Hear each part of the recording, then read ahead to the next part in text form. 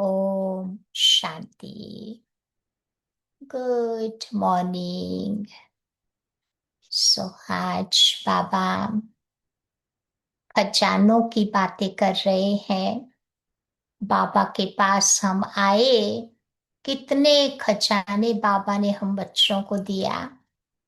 कई बार बाबा शब्द यूज करते हैं, कारून का खजाना, जिसका बाबा हमें मालिक बना रहे हैं।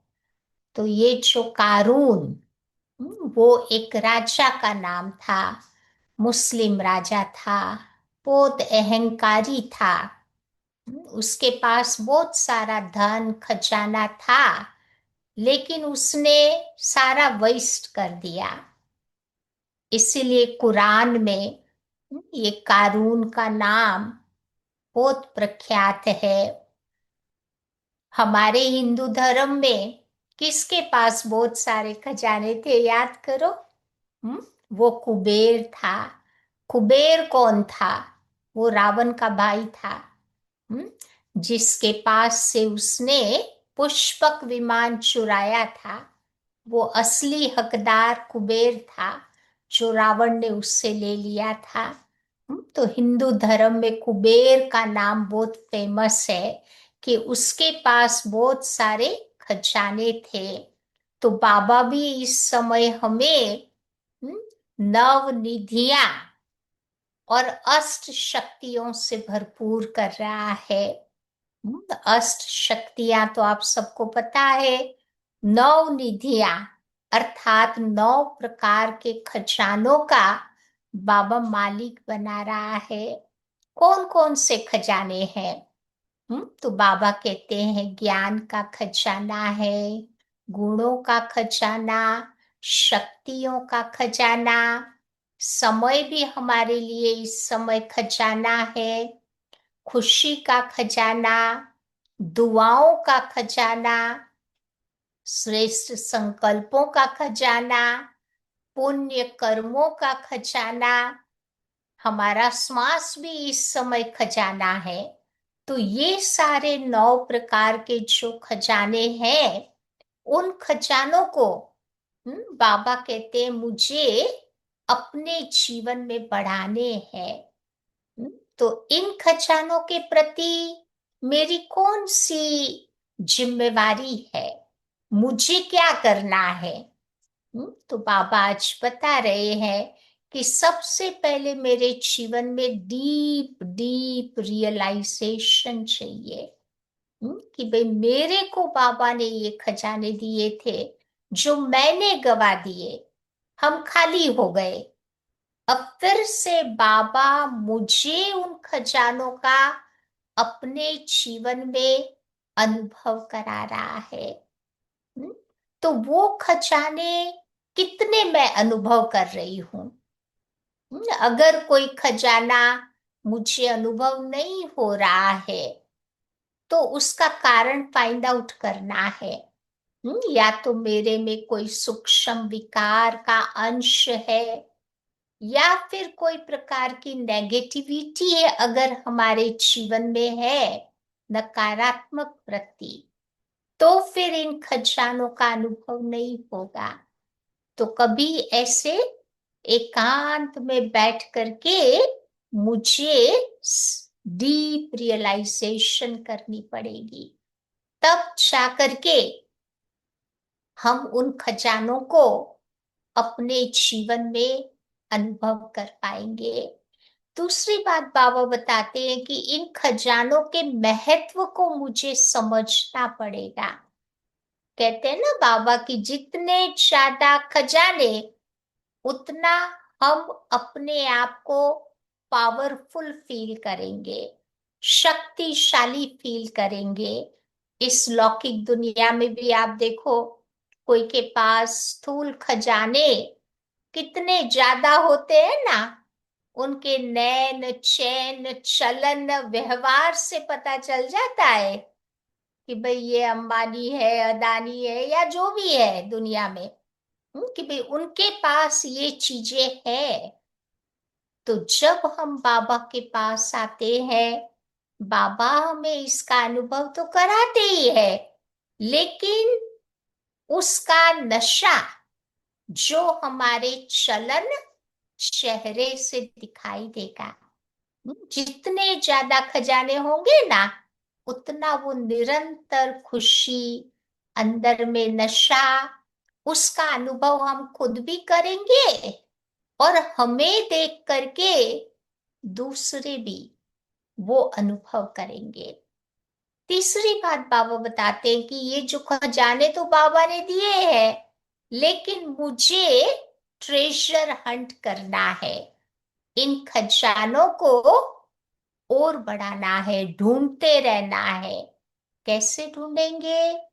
तो उसके लिए देखो कितनी सारी बाबा की अव्यक्त मुरलियां हैं, मोर देन 1100 अव्यक्त वाणियां है। तो जितना जितना हम थोड़ा स्टडी करेंगे मुरलियों का, उतना उतना वो खजाने हमें और प्राप्त होते जाएंगे। कई बार ऐसी मुरलियां हैं, उनमें बाबा बहुत बढ़िया बढ़िया पॉइंट्स बताते हैं। तो उन पॉइंट्स का बैठ करके हम थोड़ा विचार सागर मंथन करें, उसकी गहराई में जाए, तो बहुत अच्छी अच्छी ज्ञान की पॉइंट्स इमर्ज होती जाएगी। तीसरी बात बाबा कहते हैं, हर व्यक्ति में मुझे गुणों को देखना है, तो भी ये खजाने हम ढूंढ पाएंगे। सब आत्माओं से मुझे दुआएं प्राप्त करनी है। लौकिक दुनिया में भी लोग किसी की बद दुआएं नहीं लेते हैं। हम तो ज्ञानी आत्माएं हैं, भगवान के बच्चे हैं, तो हमें भी ये लक्ष्य रखना चाहिए कि मुझे मेरे जीवन में सबसे दुआएं लेते रहना है, दुआओं का स्टॉक मुझे भरपूर रखना है। हम्म, तो ये सारी युक्तियों को यूज करेंगे तो ट्रेजर्स को हंट कर पाएंगे, उसको ढूंढ पाएंगे, उसको बढ़ा पाएंगे। चौथी बात बाबा कहते हैं कि ये जो बाबा ने मेरे को खजाने दिए हैं, उन खजानों को मुझे प्रोटेक्ट करना है, उसकी रक्षा करनी है। तो कैसे रक्षा करेंगे? क्योंकि माया तो बैठी हुई है, इंतजार में है कि कब उसका चांस लगे, वो चांसलर बन जावे। तो बाबा कहते हैं जो खजाने बाबा मुझे दे रहा है, ध्यान रखना है कि माया कहीं उसको चुरा नहीं लेवे। कोई आत्माओं के प्रति मुझे जीरो एक्सपेक्टेशंस रखनी है, कोई अपेक्षाएं जीवन में नहीं होनी चाहिए। जो मुझे लेना है हम बाबा से ही लेवे। कई बार माया है, वो हमें 7 चीजों में लेजी बना देती है, तो उसका मुझे ध्यान रखना है।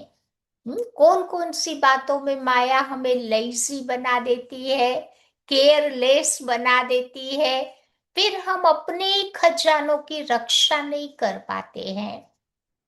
तो सबसे पहली बात जिसके हम सब अनुभवी है, वो है अमृत बेले बाबा को याद करने में माया लेजी कभी कभी बना देती है।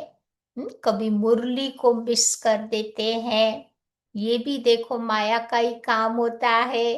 कभी कभी भोजन की धारणा हमारी ढीली हो जाती है या छूट जाती है, ये भी माया का प्रभाव है।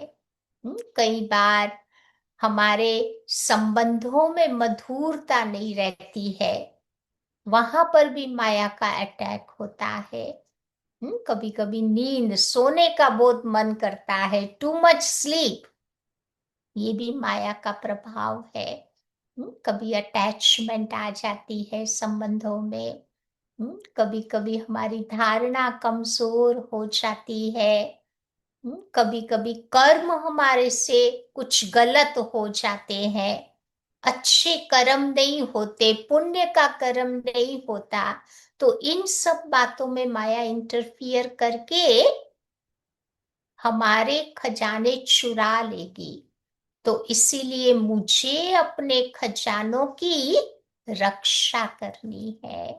पांचवी बात बाबा कहते हैं कि जो खजाने बाबा ने मुझे दिए हैं, मुझे उसको बढ़ाना है, अक्यूमुलेशन उसकी करनी है। कैसे करेंगे?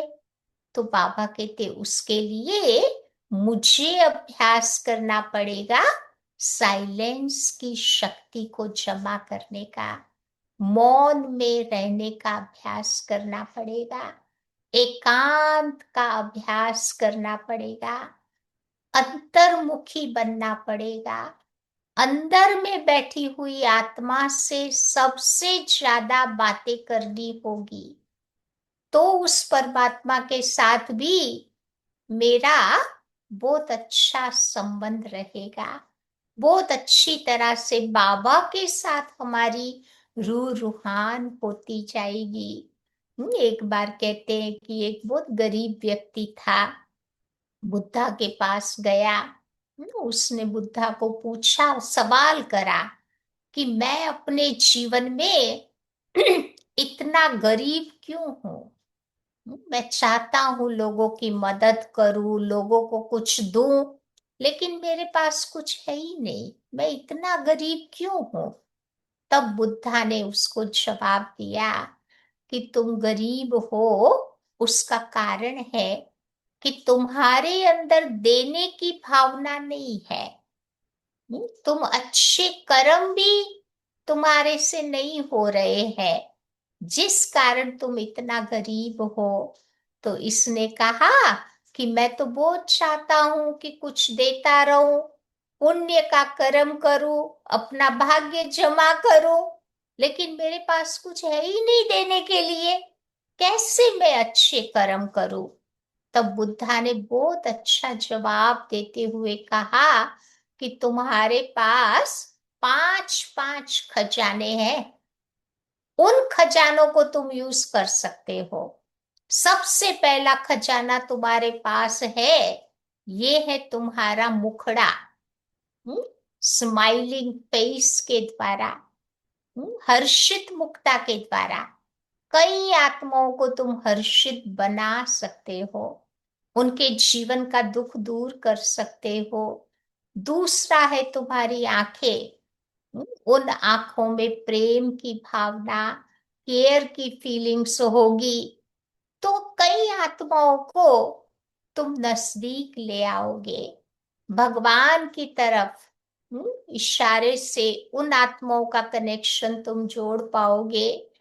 तीसरा खजाना तुम्हारे पास है, वो है तुम्हारा मुख, मुख के द्वारा मीठे मधुर शब्द बोल करके उन आत्माओं के जीवन में उमंग उत्साह क्रिएट करके उनके जीवन को तुम सुखी बना सकते हो। और चौथा खजाना तुम्हारे पास है, वो है तुम्हारा दिल। उस दिल के अंदर सबके प्रति बहुत अच्छी फीलिंग्स भरी हुई हो, सबके प्रति प्यार की भावना, खुशी की भावना, जो अनेक आत्माओं को टच करेगी और उनके जीवन को भी ऐसा बना देगी। और पांचवा खजाना तुम्हारे पास है, ये है तुम्हारा शरीर। तुम चाहो तो इस शरीर के द्वारा अच्छे कर्म करके कई आत्माओं को मदद कर सकते हो। तो इस प्रकार से बाबा ने भी हम बच्चों को जो दिया है ना, मुझे उन चीजों को बाबा के कार्य में यूज करके जितने जितने हम अच्छे कर्म करते जाएंगे ना, तो ये खजानों की वृद्धि होती जाएगी। छठी बात बाबा बताते हैं कि मुझे उन खजानों को बढ़ाना है। कैसे बढ़ाएंगे उन खजानों को?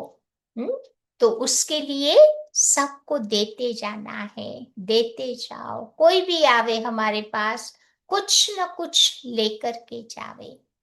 अमृत बेला आत्माओं को योग दान देवे, सकाश देवे, गुणों का दान देवे, शक्तियों का दान देवे। ये मेथड है उन खजानों को बढ़ाने की। और एक लास्ट बात है, जो खजाने बाबा ने मुझे दिए हैं उसका मुझे एक्सपेरिमेंट करने हैं, प्रयोग करना है। जितना जितना हम प्रयोग करेंगे उतना उतना वो खजाना मेरी अपनी प्रॉपर्टी बन जाएगी।